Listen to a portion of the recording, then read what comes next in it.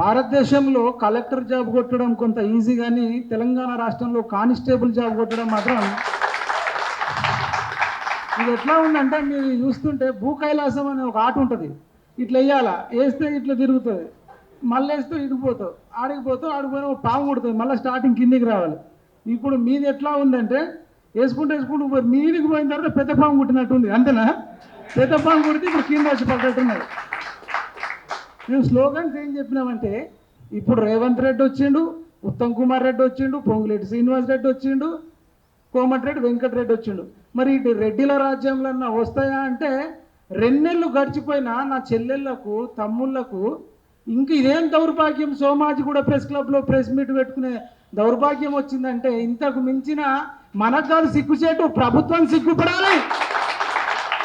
కాబట్టి మొన్ననే ఎమ్మెల్సీ ఎన్నికలు జరిగినాయి, 52 మంది పోటీ చేసిరయ్యా. మేము ప్రశ్నించే గొంతుకలం మాకు ఓటేయండి, మీ సమస్యలన్నీ పరిష్కరిస్తామని చెప్పారు. మరి ఆ 52 మంది ఈ సోమాజి కూడా ప్రెస్ క్లబ్ అంటే చూసిన తర్వాత రావాలి అని చెప్పిన తీర్మానం వలన కూడా ఈ ఇష్యూస్ మీద రేపటి నుంచి మాట్లాడాలి. అదేవిధంగా గుజ్జుల ప్రేమేందర్ రెడ్డి అన్న కూడా మాట్లాడాలి. అదేవిధంగా మిగతా ఇండిపెండెంట్ అభ్యర్థులు ఎవరైతే ఉన్నారో వాళ్ళందరూ మాట్లాడాలి. వాళ్ళు ఎవరు రాకపోయినా ఇవాళ వచ్చిందంటే మన అన్వర్ సార్కు నిజంగా మీరు సెల్యూట్ చేయాలి. అన్వర్ సారు అందరికంటే ముందు నిరుద్యోగుల ఉద్యమం చేసి జైళ్ల పాలై కేసులై అనేక మంది లీడర్లను తయారు చేసిన వ్యక్తి. ప్రతి నిరుద్యోగ ఉద్యమంలో ముందున్న వ్యక్తి అన్వర్ సార్. అన్వర్ సార్కు వెనుకున్నది ఎవరంటే మరి ఆర్ కృష్ణన్న చరిత్ర ఇలా చాలా మంది వచ్చి సంవత్సరం నుంచి చేసేటోళ్ళు మేమే నిరుద్యోగుల దేవుళ్ళమని చెప్పుకునేటోళ్ళున్నారు. కానీ 50 ఏళ్ళ నుంచి చేస్తూ ఏ రోజు కూడా గొప్పలు చెప్పుకోలేని వ్యక్తి ఎవరైనా ఉన్నారు ఈ తెలంగాణ రాష్ట్రంలో అంటే భారతదేశంలోనే తెలంగాణ కాదు, బీసీ ఉద్యమం చేసిన వ్యక్తి, నిరుద్యోగుల ఉద్యమం చేసిన వ్యక్తి, విద్యార్థుల ఉద్యమం చేసిన వ్యక్తి, ఫీజు రింబర్స్మెంట్ ఇప్పించిన వ్యక్తి, విద్యార్థులకు మంచి పౌష్టికాహారం పెట్టించిన వ్యక్తి ఎవరన్నా ఉన్నారు, గుర్తుపెట్టుకోవాల్సింది ఎవరన్నా ఉన్నారంటే మన ఆర్ కృష్ణనే. మన బీసీలకు కూడా రిజర్వేషన్ ఇప్పించడంలో అత్యంత కీలక పాత్ర వహించిన వ్యక్తి.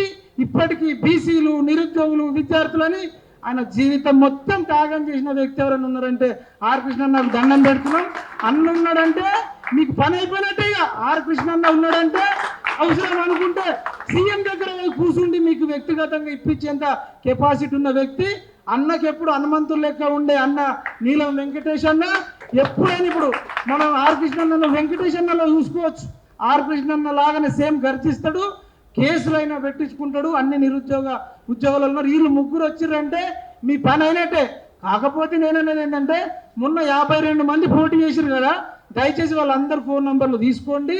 మీరు 52 మంది ఉంటారు కదా, ఇంకా కొంచెం ఎక్కువ ఉంటారు కదా, మంచికి ఒక్కొక్కళ్ళకన్నా ఫోన్ చేయండి, ఒక్కరే అందరికన్నా ఫోన్ చేయండి. వీళ్ళందరికన్నా వస్తే 2 రోజులలో కాకపోతే నన్ను అడగండి. నేను చెప్తున్నా 2 రోజులలో మీకు లెటర్ వస్తుంది, మీరు ట్రైనింగ్ పోతారు. కానీ అడగాల్సిన బాధ్యత మీది. అడుగుతారా అని అడుగుతా ఉన్నా, అడుగుతారా?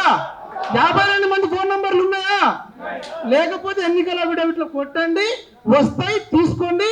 ఆ 52 మందితో ఒకవేళ 2-3 రోజుల్లో కాకపోతే మీ అందరికి తోడుగా ఈ సోమాజి కూడా ప్రెస్ క్లబ్ లో ఆ 52 మంది ఇక్కడ కూర్చోవాలి. బరి గీసి తీసుకుందాం. ఎవరి సొత్తు కాదు, మీరు కష్టపడ్డారు 2 ఏళ్ల నుంచి, 1 కాదు 2 కాదు. ఎగ్జామ్ స్టార్ట్ అయిన రోజు నుంచి మీకు తలకాయ నొప్పే. ఆ ఎగ్జామ్ పేపర్లో తప్పులు, మల్టిపుల్ ఆప్షన్లో తప్పులు, వీడు కోర్టుకు వెళ్తాడు, వాడు కోర్టుకు వెళ్తారు, కోర్టుకు ఎందుకు వెళ్తారు? తప్పులు ఉన్నాయి కాబట్టి పోతారు. దాని తర్వాత రిజర్వేషన్ అందరికి, ఓసీలకు, ఎస్సీ ఎస్టీలు అందరికీ సేమ్ మార్కులు రావాలట. అంటే వీళ్ళు కేసులకు పోవాలని చెప్పి వాళ్ళు ముందే ప్లాన్ చేసి అట్లా టార్చర్ పెట్టిరు మీకు. దాని తర్వాత లాంగ్ జంప్, హై జంప్ ప్రపంచంలో ఎవరికి పెట్టలేనంత మీకు పెట్టిరు.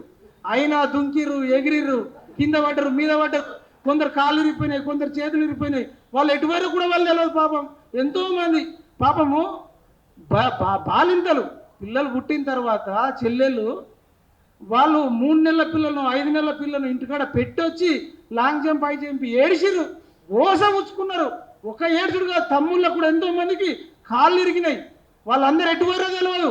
నేను అడుగుతున్నా, ఈ రోజు ఈ సందర్భంగా ఈ పిల్లల సాక్షిగా వాళ్ళు ఎవరెవరికైతే కాళ్ళు ఇరిగినాయో, చేతులు ఇరిగినాయో, ఎవరైతే కష్టాల కడగళ్ళలు ఉన్నారో వాళ్ళందరినీ కూడా ఆదుకోవాల్సిన బాధ్యత ప్రభుత్వానికి లేదా? పెట్టినా కూడా ప్రమాణ స్వీకారం చేసినప్పుడు ఈ 30 లక్షల మంది నిరుద్యోగులు పెట్టిన భిక్షనే నాకు సీఎం పదవని చెప్పిన మీరు ఇవాళ ఒక 70 మంది తమ్ముళ్ళు చెల్లెళ్ళు ఉంటే నీకు ఏందయ్యా ప్రాబ్లము పిలిచి మాట్లాడుకో, ఇది ప్రజాపాలన కదా, ప్రగతి భవన్ కాదు, ఇది ప్రజాపాలన అని చెప్పిన మీరు ఎవరికి చెప్పుకోనో తెలియదు.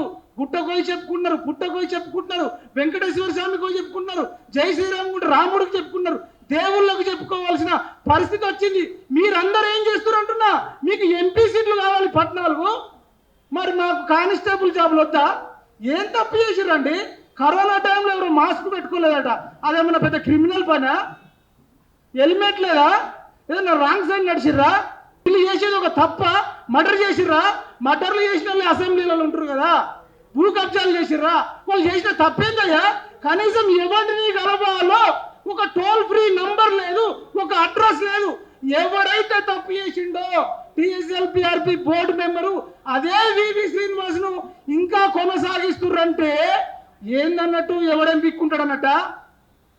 నిరుద్యోగులతో పెట్టుకోవద్దని చెప్పినాం, స్టడీ చైర్లతో పెట్టుకోవద్దని చెప్పినాం. స్టడీ చైర్లతో పెట్టుకుంటే నీ సీఎం చైరే పోతుందిరా. మీరు తప్పు చేసిర్రు, ఎంపీ ఎన్నికల్లో మీకు దెబ్బ పడుతుంది. మీరు చక్కగా ఉంటే ఈ తమ్ముళ్ళకు జాబులు ఇచ్చుంటే మీకే 14 ఎంపీ సీట్లు వచ్చేది. కానీ ఇప్పుడు 14 కాదు, 4-5 వచ్చుడు ఎక్కువైపోయే పరిస్థితి ఉంది. ఇంకా రేపు ఇంకా ఎన్నికలు ఉన్నాయి. మొన్న ఎమ్మెల్సీ ఎన్నికల్లో కూడా మీకు ఎంత కష్టమైంది. సింపుల్గా గెలవాల్సిన మీరు నిరుద్యోగుల పొట్ట ఉచ్చుకోవడం వల్ల టెట్టుకు 400 రూపాయలు ఉంటే 2000 చేస్తారు. మనుషులేనా? అసలు మనుషులే ఆలోచిస్తురా? యువ వికాస్ కింద మరి 5 లక్షలు ఇస్తా అని చెప్పి ఇప్పటిదాకా ఇవ్వలే, నిరుద్యోగ భృతి ఇవ్వలే. మేం పోనీలే చూద్దాంలే మొన్ననే వచ్చింది కదా అంటున్నాం. వాటన్నిటి కోసం అవుతాం. కానీ నా తమ్ముళ్ళందరికీ కూడా కోర్టు క్లియరెన్స్ ఇచ్చింది, ఆర్డర్ కాప్ వచ్చింది.